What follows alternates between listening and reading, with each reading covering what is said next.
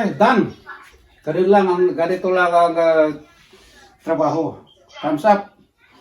Kung marunong magluto, marunong din mag-organize sa kusina.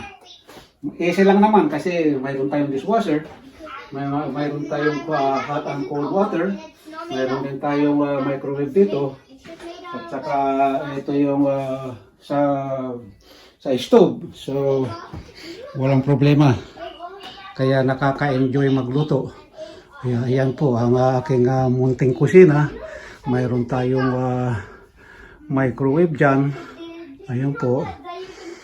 Yan, nakita nyo na yung dishwasher. Mayroon din dyan lagayan ng mga spoon.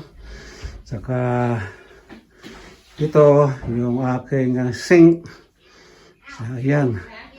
Bagamat hindi masyadong organized, pwede na rin. Hindi uso ang katulong dito.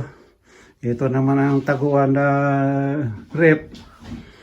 Ito naman laundry machine to. Kaya maraming magagawa rito sa bahay pagka habang nagluluto ka, pwede rin mag-laundry. Ayan po, nasa tabi lang ng kusina ang laundry. Ayan. Ayan po. Ayan ang washing machine. Ayan naman ang dryer. So wala hong problema pagka nagluluto, pwede mong sabayan ng paglulundre. Ganun lang ang buhay. Yan. Ito nga pala yung na-organize ko.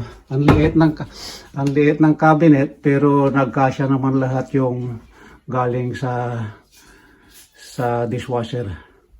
At dito naman, mayroong bintana rito. So, sa bintana naman, mayroong mga plants dyan na indoor plants. So, ayan, hindi problema ang pagdilig. Paminsan-minsan lang nadidiligan yan. Ayan po, maraming salamat po. Kung nag-enjoy kayo na nanood sa aking munting kusina at kung paano rin ako mag-organize sa kusina, ay huwag kalilimutang i-like, comment, and subscribe my channel, Leonardo De Guerto. Para sa hindi pa updated sa aking channel, huwag kalilimutang i-click ang notification bell para lagi kayong updated sa susunod kong video. Ayan, malapit nang maluto yung kanin. So, kakain na mamaya. Ganun lang, kasimple ang buhay.